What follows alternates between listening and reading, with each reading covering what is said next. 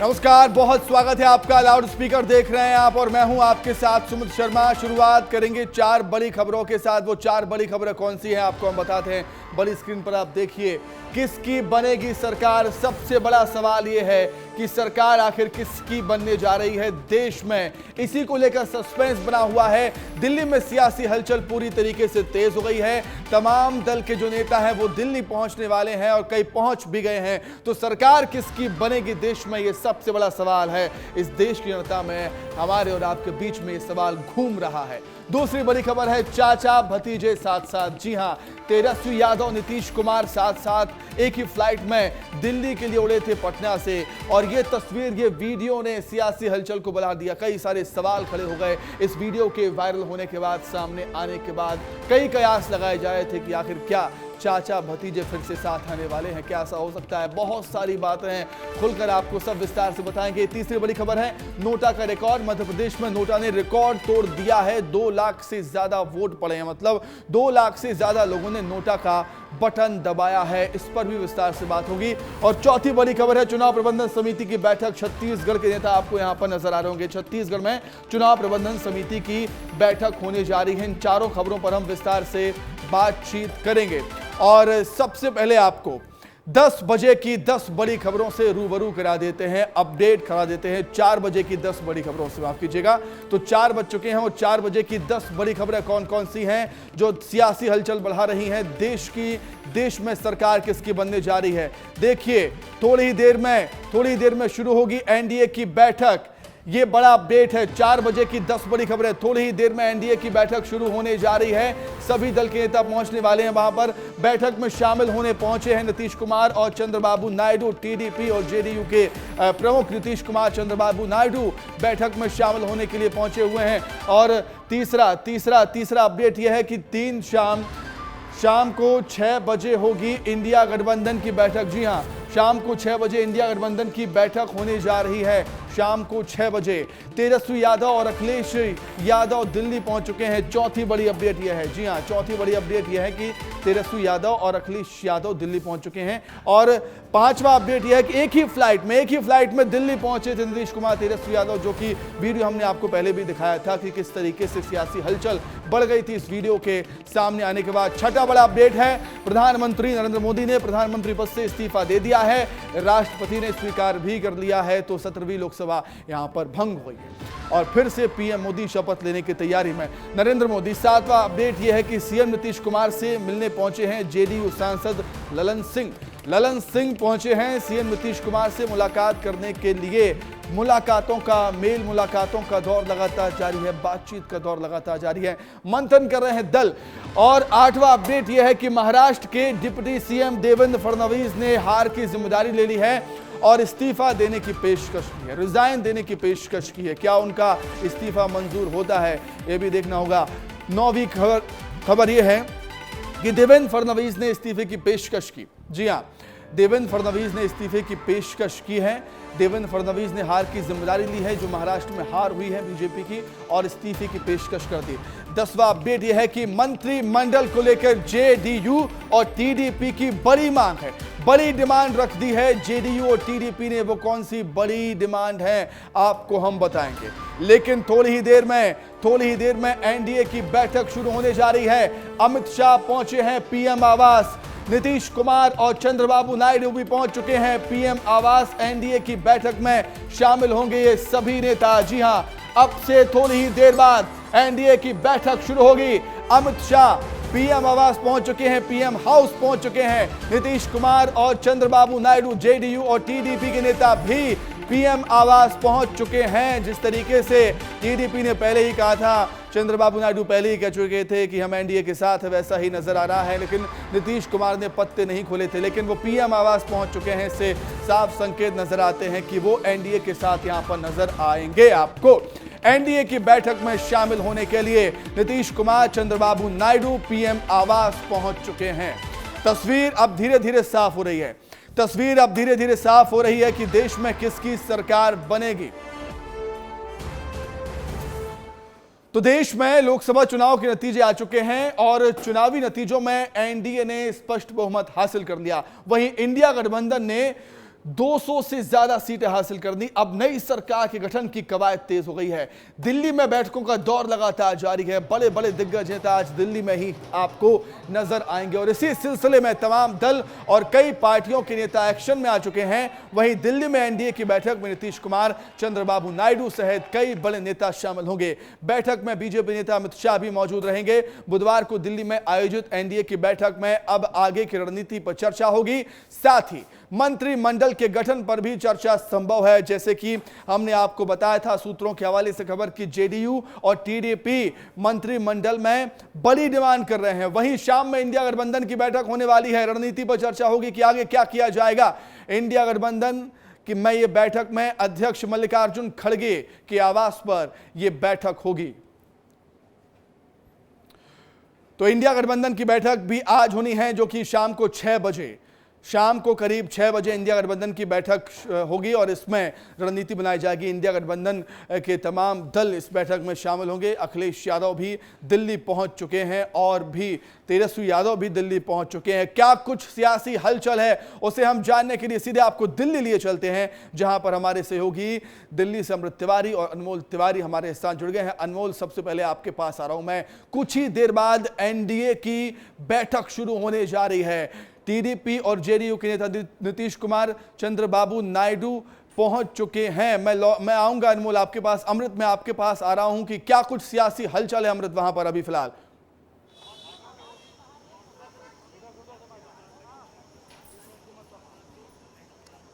जी सुमित, यहाँ देखेंगे कि मैं यहाँ 7 लोक कल्याण मार्ग प्रधानमंत्री का जो आवास है यहाँ पे मौजूद हूँ और यहाँ पे एनडीए की बैठक चल रही है। यहाँ पे बैठक में अब सबसे पहले गृह मंत्री अमित शाह पहुँचे, उसके बाद से नीतीश कुमार, टीडीपी प्रमुख चंद्रबाबू नायडू, चिराग पासवान समेत एनडीए घटक के जितने भी दल हैं, उनके जो नेता हैं, उनके मुखिया हैं, वो इस बैठक में शामिल हो रहे हैं। आपको बता दें कि यह बैठक इसलिए भी अहम है क्योंकि नतीजे आने के बाद यह औपचारिक रूप से पहली मर्तबा है जब एनडीए के सारे घटक दल एक साथ बैठ करके चर्चा करने जा रहे हैं, विचार विमर्श करने जा रहे हैं। माना जा रहा है कि प्रधानमंत्री के साथ इस बैठक में जो है कई अहम फैसले लिए जा सकते हैं। एक कॉमन मिनिमम जो है कहा जा सकता है कि एक समझ भी तैयार की जाएगी। एक जो कहा जाता है ट्रस्ट डेवलपमेंट यहाँ पे करने की बात होगी, ताकि जो है सरकार गठन में को लेकर के जो अभी भी एक कयासबाजियों का दौर चल रहा है उस पर विराम लगाया जा सके। हालांकि आपको बता दें कि इस बीच जो है इंडिया की गठबंधन की तरफ से भी कुछ बयानबाजियां की गई हैं, जिसके मद्देनज़र हो सकता है कि इस बैठक में भी उसको लेकर के बात उठे। लेकिन दूसरी तरफ यह भी बात है कि अब जब भारतीय जनता पार्टी बहुमत के आंकड़ों से दूर है तो उनके सहयोगी दल खासतौर पे टीडीपी और जेडीयू की तरफ से अमृत में आपके पास लौटूंगा। एक बड़ा अपडेट मिल रहा है। एनडीए की बैठक शुरू हो चुकी है। पीएम आवास पर नेताओं की बैठक शुरू हो चुकी है। अमित शाह बैठक में शामिल हैं। नीतीश कुमार, चंद्रबाबू नायडू भी बैठक में मौजूद है। इस वक्त की बड़ी खबर आपको बता रहे हैं। इस वक्त की बड़ी खबर यह है कि एनडीए की बैठक शुरू हो चुकी है। पीएम आवास पर नेताओं की बैठक शुरू हो चुकी है। अमित शाह बैठक में शामिल हुए हैं। नीतीश कुमार, चंद्रबाबू नायडू भी बैठक में शामिल हुए हैं, बैठक में मौजूद हैं। तो टीडीपी और जेडीयू भी बैठक में आपको नजर आएगी, जो कि एनडीए के घटक दल हैं। और अमृत लगातार हमारे साथ जुड़े हुए हैं। अमृत, बैठक शुरू हो चुकी है। कयास लगाए जाए थे कि आखिर कौन कौन से नेता पहुंचेंगे। नीतीश कुमार भी हैं वहां पर, चंद्रबाबू नायडू भी हैं एनडीए की बैठक में।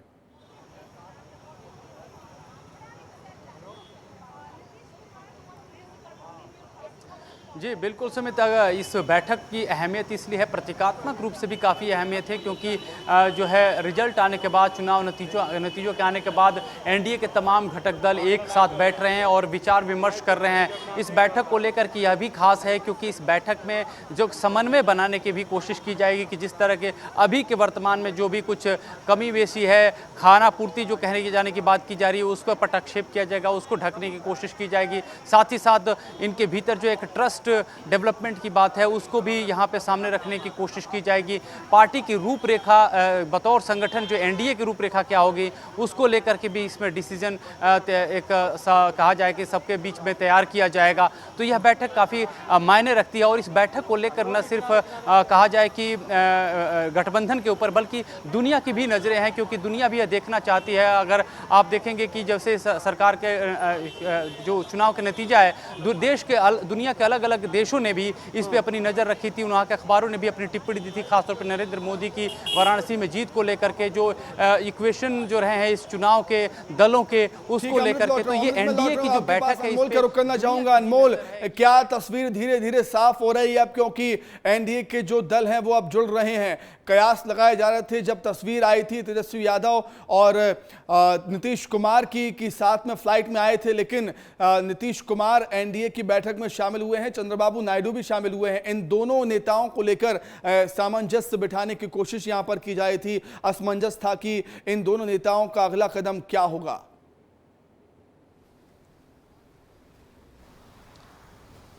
बिल्कुल सुमित, जिस तरीके से खबर आई थी कि नीतीश कुमार और तेजस्वी यादव एक ही फ्लाइट में आ रहे थे, यहाँ तक कि बाकायदा तस्वीर भी सामने आया था और काफ़ी ये तस्वीर जो है सोशल मीडिया पर चर्चा का विषय बना हुआ था।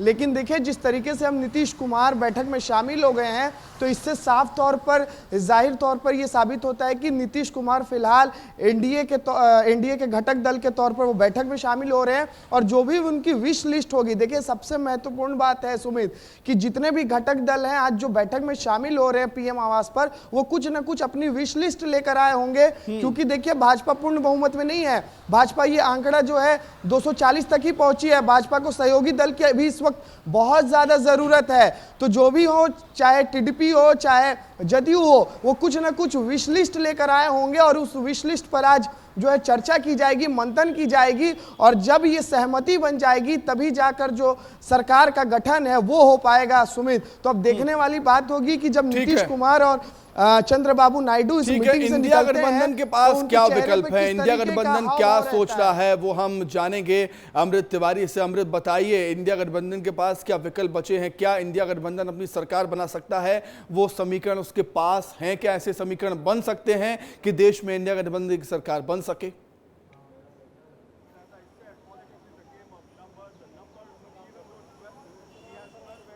देखिए सुमित, संभावनाओं को कभी भी खारिज नहीं किया जा सकता है राजनीति में। राजनीति ऐसी ही चीज़ है कि यहाँ पे कई तरह के उठापटक हम अभी इतिहास में देख चुके हैं। उसके मद्देनज़र ये कहा नहीं जा सकता कि इंडिया गठबंधन की कोशिश क्या कामयाब होगी या नाकामयाब होगी। हालांकि इंडिया गठबंधन की तरफ से एक खेमा ये है जो हमें जानकारी मिल रही है, जो एक मजबूत विपक्ष की भूमिका निभाने को लेकर के पहले से अपना मन बना चुका है। लेकिन खासतौर पर उद्धव ठाकरे और जो दूसरे उनके घटक सहयोगी हैं वो ये चाहते हैं कि कहीं ना कहीं जो है सरकार बनाने की कोशिश की जानी चाहिए। उनका ये है कि एक हार्ड स्टैंड रखा जाए ताकि ये एक हो कि जो इंडिया गठबंधन है जिसका फॉर्मेशन हुआ एक उद्देश्य के लिए, उस उद्देश्य तक पहुंचे। न सिर्फ उनका उद्देश्य नरेंद्र मोदी सरकार को जो है अल्पमत में लाने का था, उनके क्या कहते हैं बहुमत से दूर करने का था, बल्कि ये था कि कम से कम जो है इंडिया गठबंधन की सरकार बने तो उस और एक पॉजिटिव तरीके से, सकारात्मक तरीके से काम किया जाए। आपको बता दें कि प्रतीकात्मक रूप से इंडिया गठबंधन कई तरह के वैज्ञानिक हमले अब करने शुरू कर दिए हैं, जिसमें से नीतीश कुमार का नाम बार बार लिया जा रहा है। साथ ही साथ ये खबर भी पिछले कल जो है ये आम हुई थी, लेकिन कांग्रेस पार्टी शायद इसी से खुश नजर आती है अमृत की बीजेपी को एनडीए को 400 पार होने से रोक दिया उन्होंने। भले ही सरकार उनकी देश में बने या ना बने, भले ही कांग्रेस पार्टी या इंडिया गठबंधन बहुमत के आंकड़े को छुए ना छुए, लेकिन उसने बीजेपी एनडीए को रोक दिया 400 पार तक जाने से। इसमें ही कहीं ना कहीं काफी खुश यहां पर इंडिया गठबंधन नजर आता है। बहुत धन्यवाद आपका हमें जुड़ने के लिए। अनमोल, आपका भी बहुत शुक्रिया जुड़ने के लिए, तमाम बातचीत के लिए आप दोनों का बहुत धन्यवाद। इधर दिल्ली पहुंचने के बाद बिहार सीएम नीतीश कुमार का एक बयान सामने आया जिसमें उन्होंने नया सस्पेंस खड़ा कर दिया। क्या वो बयान था, आपको सुनाते हैं।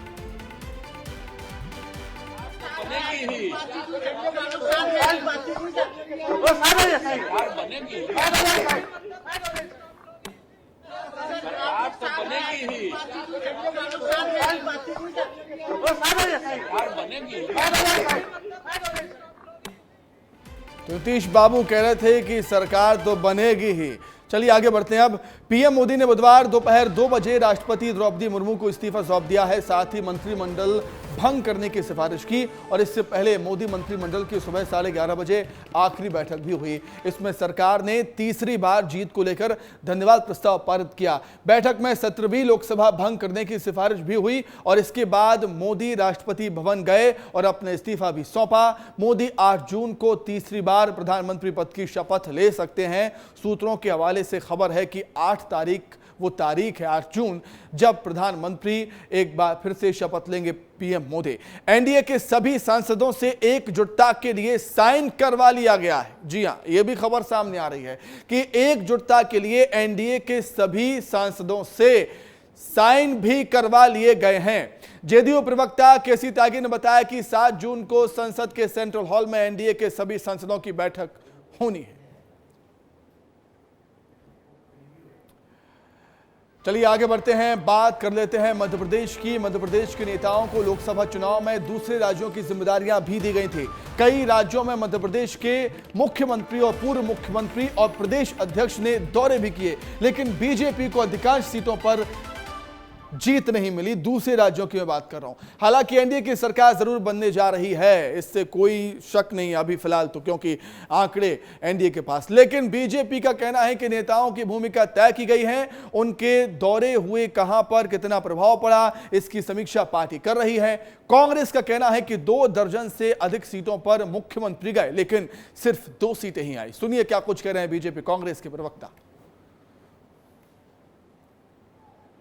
देखिए, मध्य प्रदेश का लोकप्रिय नेतृत्व अन्य प्रदेशों में जाकर के प्रचार की कमान संभाले हुए था। हमारे प्रदेश अध्यक्ष जी, माननीय मुख्यमंत्री, भूतपूर्व मुख्यमंत्री समेत मध्य प्रदेश की लीडरशिप अन्य प्रदेश में जो पार्टी नेतृत्व ने उनकी भूमिका तय की थी, उसके अनुरूप प्रचार करने गए थे। स्वाभाविक तौर पर कई जगह हमें सफलता मिली है, कई जगह पर हमें चुनौती का सामना करना पड़ा है। तो पार्टी नेतृत्व, पार्टी संगठन उसकी समीक्षा कर रहा है कि किन कारणों से हम अपेक्षा के अनुरूप प्रदर्शन नहीं कर पाए। और स्वाभाविक तौर पर पूरे देश ने एक बार फिर से स्पष्ट कर दिया है कि 10 वर्षों के शासनकाल के बाद भी आज जनता के मन में कोई एंटी इनकम्बेंसी नहीं है। प्रधानमंत्री जी के ऊपर देश के बृहत्तर जन समुदाय का भरोसा कायम है। देखिए, मध्य प्रदेश का लोकप्रिय नेतृत्व अन्य प्रदेशों में जाकर के प्रचार की कमान संभाले हुए था। हमारे प्रदेश अध्यक्ष जी, माननीय मुख्यमंत्री, भूतपूर्व मुख्यमंत्री समेत मध्य प्रदेश की लीडरशिप अन्य प्रदेश में जो पार्टी नेतृत्व। मुख्यमंत्री जी जहाँ जहाँ चुनावी सभाओं में भाषण देकर आए, करीब 2 दर्जन स्थानों पर वो गए थे मेरे अनुमान के अनुसार, और 2 सीटें ही वो जीता पाए हैं। वीडी शर्मा जी तो अधिक बोलने की बीमारी से यूं भी ग्रसित हैं, वो जहां गए वहां भाजपा का बेड़ा पार करके आए हैं।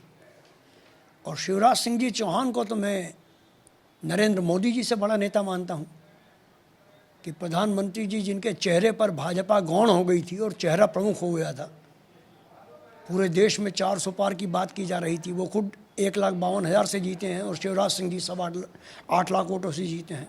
तो शिवराज सिंह जी तो प्रधानमंत्री जी से बड़े नेता हैं। वो दिल्ली गए, वहाँ दिल्ली की सभी सीटों पर भाजपा जीती है। और इसी खबर पर अधिक चर्चा करने के लिए, अधिक जानकारी के लिए हम सीधा रुक कर लेते हैं हमारे सहयोगी भोपाल से विवेक पांडे जुड़े हुए हैं लाइव। विवेक, कई दौरे किए, मुख्यमंत्री डॉक्टर मोहन यादव ने भी, शिवराज सिंह चौहान ने भी, लेकिन खास तौर से अगर यूपी की बात करें, यूपी के कई दौरे किए मोहन यादव ने, यादव फैक्टर, एमवाय फैक्टर को तोड़ने के लिए वहां पर। लेकिन यूपी में क्या हाल हुआ हम सब ने देखा है। भले ही एमपी में 29 की 29 सीटें हैं, एनडीए सरकार बनाने जा रही है, लेकिन यूपी में जो हाल हुआ है, बीजेपी के एमपी नेताओं के दौरे करने के बाद भी उसकी समीक्षा तो होनी ही चाहिए। देखिए सुमित, ये बात सही है कि जैसे ही नई गवर्नमेंट फॉर्म हुई थी एमपी में मोहन यादव की, और उसके बाद उन्हें मध्य प्रदेश के कई जिलों में भेजा गया, लेकिन जैसे ही लोकसभा चुनाव नज़दीक आने लगे उसके बाद उनकी भूमिका उत्तर प्रदेश और बिहार की ओर कर दी गई। और जब ये मध्य प्रदेश में लोकसभा के चुनाव खत्म हुए थे, मतदान खत्म हो चुका था, मतदान की प्रक्रिया, तब 5वें, 6वें और 7वें चरण के लिए मोहन यादव को उत्तर प्रदेश, बिहार, यहाँ तक कि दिल्ली के बाद झारखंड के बाद हरियाणा, पंजाब, यहाँ तमाम जगह भेजा गया। करीब 80 ऐसी सीटें हैं जहाँ पे मध्य प्रदेश के नेताओं ने प्रचार किया है, जिसमें पूर्व मुख्यमंत्री शिवराज सिंह चौहान है, प्रदेश अध्यक्ष वीडी शर्मा झारखंड में करीब 1 हफ्ते तक डेरा डाल के बैठे रहे। लेकिन जब परिणाम आए हैं तो करीब 30% से अधिक जो सीटें हैं उनमें मध्य प्रदेश के जो तमाम नेता हैं उनका परफॉर्मेंस वीक आया है। और पार्टी खुद मानती है कि जब नेताओं के दौरे की जिम्मेदारी तय होती है। तो ऐसे में जब वहाँ पे हार मिली है तो इसका भी एनालिसिस किया जाएगा, क्योंकि बीजेपी एक पॉलिटिकल पार्टी के साथ उसका एक कैडर है। एक कैडर इस हिसाब से है कि वो हर चीज़ की समीक्षा करती है। मध्य प्रदेश के नेता दूसरे राज्यों में कितने प्रभावशाली रहे हैं, इसकी जरूर समीक्षा की जाएगी, एनालिसिस किया जाएगा कि उनका कितना वर्चस्व वहाँ पे रहा है। बात कही आपने। बीजेपी कैडर इस पार्टी है और हर बात की समीक्षा बीजेपी करती है। इस बात की समीक्षा भी बीजेपी में जरूर की जाएगी। बहुत धन्यवाद विवेक, बहुत शुक्रिया आपका जुड़ने के लिए, तमाम बातचीत के लिए। तो मध्य प्रदेश में 29 की 29 सीटों पर बीजेपी ने जीत दर्ज करने के बाद अब नेताओं की दिल्ली जाने की तैयारी शुरू हो गई। आखिर वो कौन कौन से नेता होंगे जो मोदी कैबिनेट में शामिल हो सकते हैं? ऐसे में कई बड़े चेहरे निकलकर सामने आ रहे हैं, जैसे पूर्व मुख्यमंत्री शिवराज सिंह चौहान को आप ले लीजिए, प्रदेश अध्यक्ष वी डी शर्मा को ले लीजिए, पूर्व केंद्रीय मंत्री फग्गन सिंह कुलस्ते हैं, ज्योतिरादित्य सिंधिया समेत महिला सांसदों को भी मंत्रिमंडल में जगह मिल सकती है। नेताओं के मंत्रिमंडल में जगह को लेकर कांग्रेस ने बीजेपी पर तंज कसा है। सुनिए के मिश्रा क्या कुछ कह रहे हैं। भारतीय जनता पार्टी में कब तक किसकी पूछ परख रहे, ये तय न मैं कर पाऊंगा न भाजपा कर पाएगी। जब तक नरेंद्र मोदी जी और अमित शाह जी हैं। नितिन गडकरी साहब से यदि आप ये प्रश्न पूछेंगे तो मुझसे अच्छा जवाब दे देंगे वो, क्योंकि उनको ही हराने के लिए इन दोनों नेताओं ने काफ़ी कोशिश की थी। तो भारतीय जनता पार्टी अब अटल जी वाली पार्टी नहीं रही है। तो वहीं इस विषय पर बीजेपी के प्रवक्ता अजय सिंह यादव का कहना है कि मध्य प्रदेश के नेताओं को दिल्ली में अहम जिम्मेदारी मिलेगी। प्रधानमंत्री मोदी की कैबिनेट में कई मंत्री शामिल होंगे एमपी से। सुनिए। मध्य प्रदेश के नेताओं को निश्चित ही सरकार में भी महत्वपूर्ण जिम्मेदारी मिलेंगी। भारतीय जनता पार्टी संगठन में पूर्व में भी मध्य प्रदेश के नेताओं का महत्व रहा है और मोदी जी के मन में वैसे भी मध्य प्रदेश है। मध्य प्रदेश के नेताओं को निश्चित ही महत्वपूर्ण जिम्मेदारी मिलने जा रही है। आगे बढ़ते हैं। लोकसभा चुनाव के परिणाम आने के बाद देश में राजनीतिक हलचल बढ़ गई है। आज शाम को एनडीए और इंडिया गठबंधन की बैठक होने जा रही है, जिसमें शामिल होने के लिए दोनों ही गठबंधन के दलों के नेता दिल्ली पहुंच रहे हैं, कई पहुंच भी गए हैं। और इसको लेकर कैबिनेट मंत्री कैलाश विजयवर्गीय ने कहा कि दोनों ही गठबंधन नेताओं की बैठक होगी। एनडीए जहां शपथ कार्यक्रम की तैयारी करेगी, वहीं विपक्ष ये कोशिश करेगा कि हम शपथ ना लें, लेकिन नरेंद्र मोदी एक बार फिर प्रधानमंत्री पद की शपथ लेंगे। हम अभी शपथ का कार्यक्रम की तैयारी करेंगे, वो कोशिशें करेंगे हम शपथ नहीं लें, दोनों चले गए तो बाकी हम शपथ लेंगे और हम देश की जनता एक बार फिर सुनेगी कि मैं नरेंद्र दामोदर दास मोदी ईश्वर की शपथ लेता हूँ। ये हम सब सुनेंगे। नीतीश जी 100% बीजेपी के साथ हैं, चंद्रबाबू नायडू 100% बीजेपी के साथ। और इसी के साथ ही फिलहाल इस बुलेटिन में इतना ही। खबर लगातार जारी है, आप देखते रहिए विस्तार न्यूज़। नमस्कार।